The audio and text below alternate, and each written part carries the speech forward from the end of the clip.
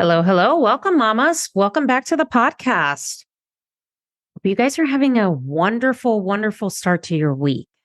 So, I have been catching off on life because life is fucking lifing.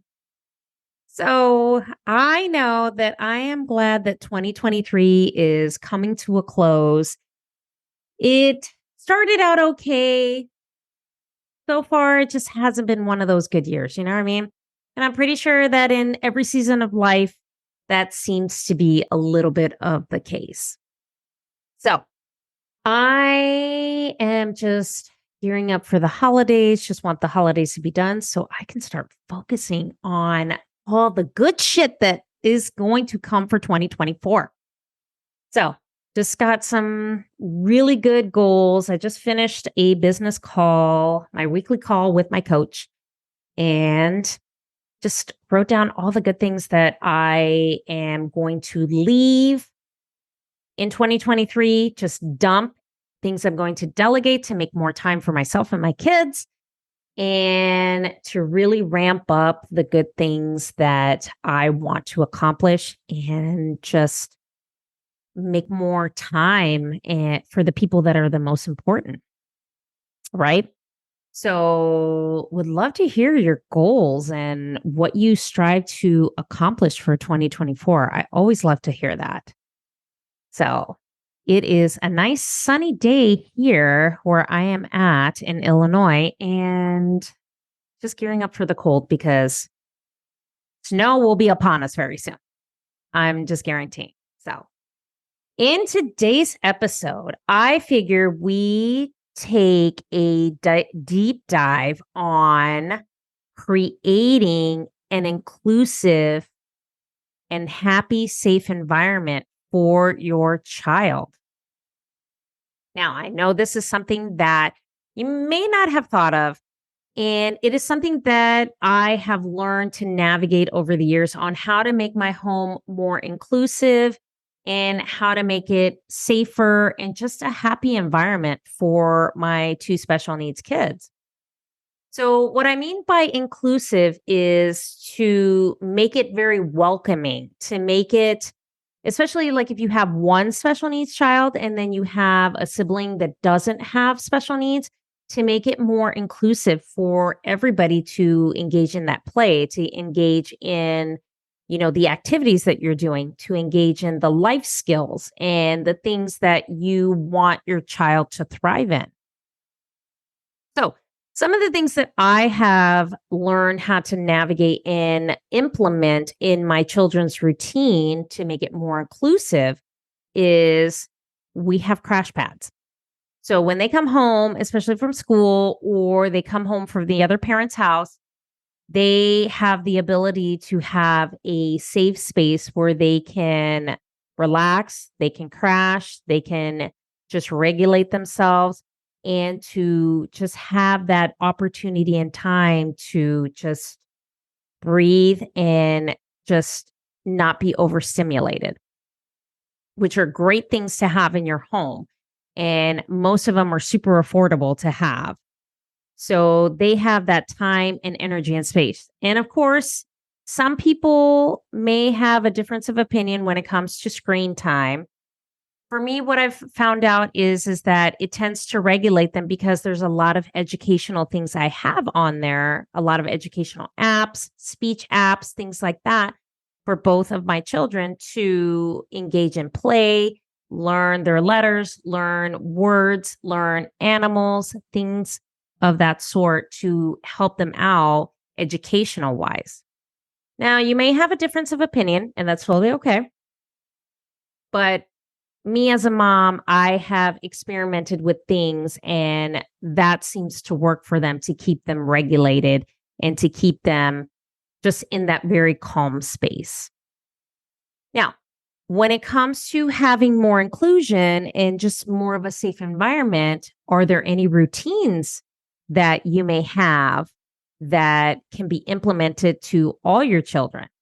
Or there are certain life skills where they have a visual schedule where they know exactly when they wake up in the morning what their routine is for the day and what is going to happen throughout the day, throughout the week, throughout the month. So those are some things that I want you to think about. I know that I have a visual schedule for both of my children, and I implement on everything that goes on Monday through Friday as far as what their routine is. And usually it is 99% of the time the same. They get up, they get dressed, they brush their teeth, they comb their hair, they have breakfast, and then off to school that they go. That is usually their routine when they're in school. When they're out of school, summer break or Christmas break or whatever, spring break, the routine does not deviate. There's just some things that are a little bit different because they're not in school. So, and then I teach them different types of life skills. So, as far as helping me put the laundry in the dryer or putting the laundry in the washer or simply putting away cups, dishes, silverware, picking up their toys if they're able to. Because we know as special needs parents, it's depending on how the mobility of your child is, whether they're mobile or not.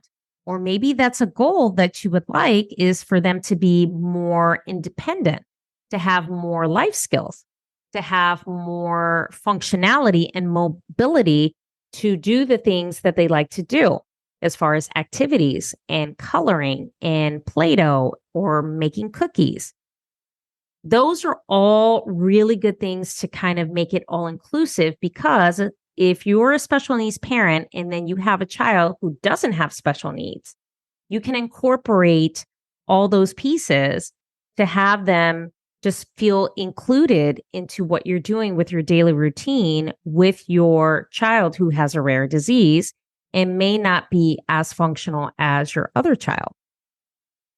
So it's always good to make a safe environment and to make sure that you have locks on your cabinets. I can't tell you how many times I've forgotten this when I have moved, that I need to have locks on my cabinets because my autistic daughter loves to get in the cabinets and has a field day, right?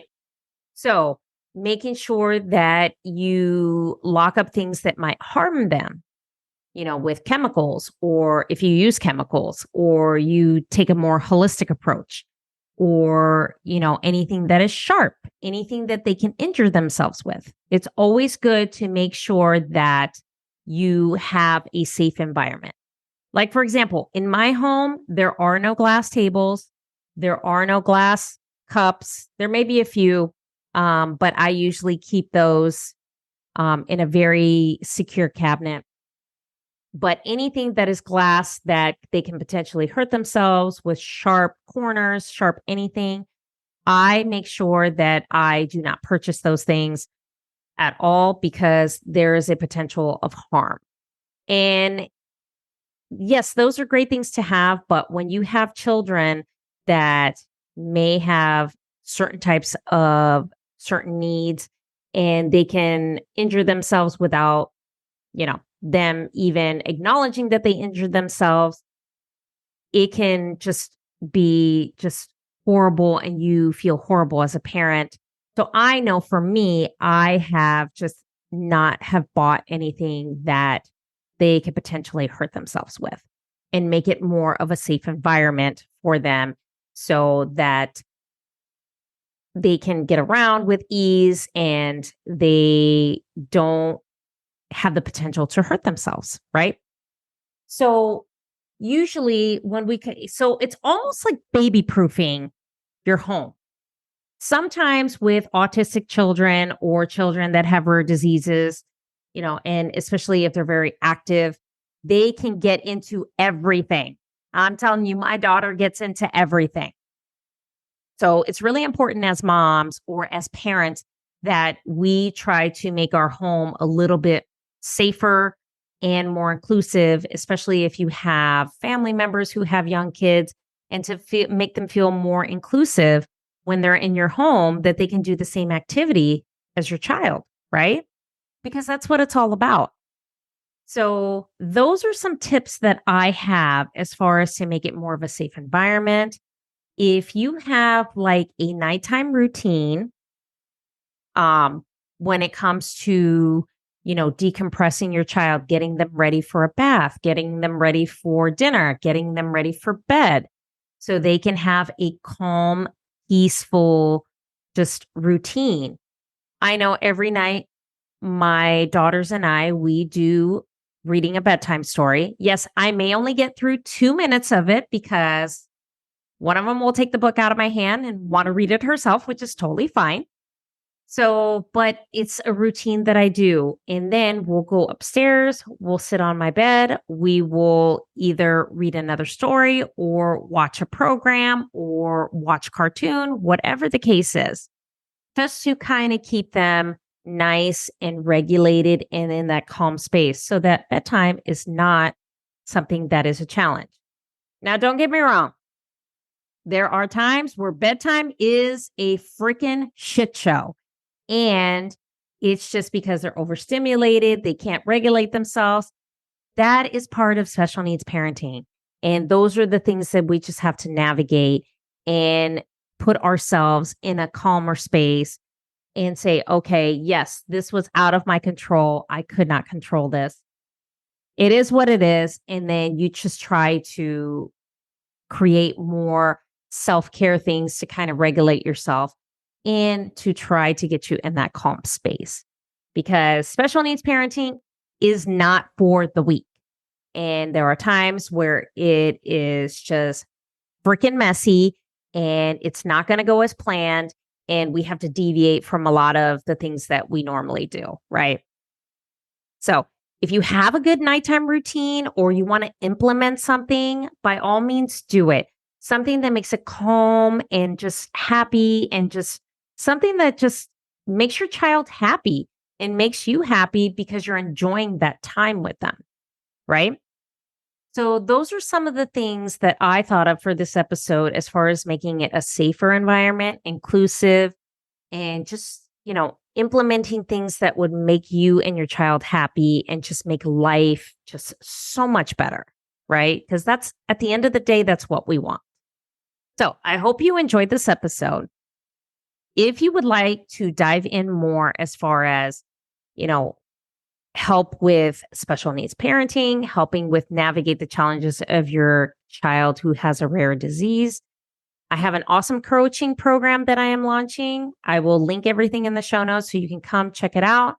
If you're interested, it will be available to you. We start in January with this coaching program.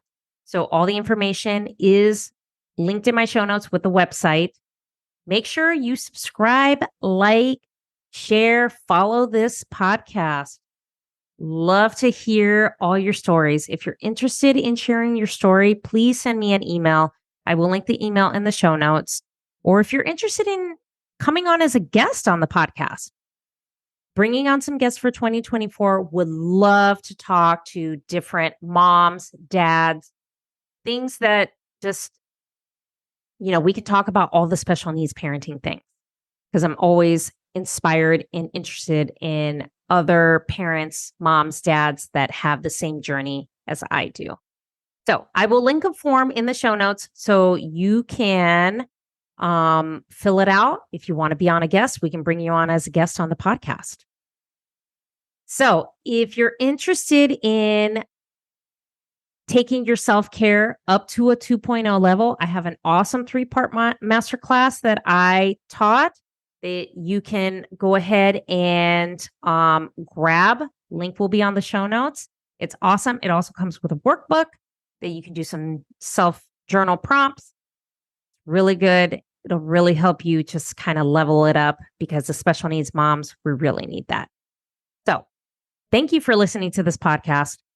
I hope you guys have an amazing week, and I will talk to you guys next week.